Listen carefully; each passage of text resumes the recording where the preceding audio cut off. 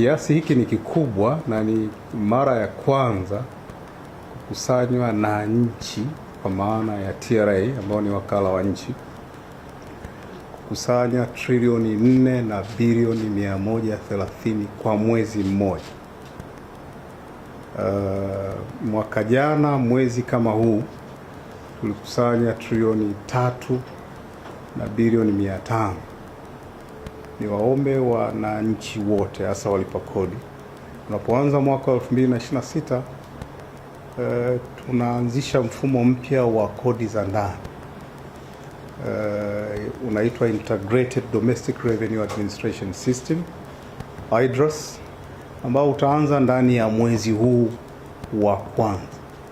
Mfumo huu unaenda kuondoa inconvenience, ni mambo mengi yatafanyika online.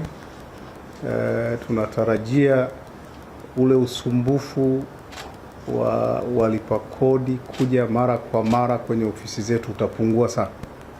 Lakini la pili, unaenda kuondoa malalamiko ya assessment ambazo zinaonekana si za haki, kwa sababu tutakuwa na taarifa ambazo ziko sahihi, quality of assessment zitakuwa kubwa sana. Kwa hiyo itaboresha huduma kwa walipa kodi.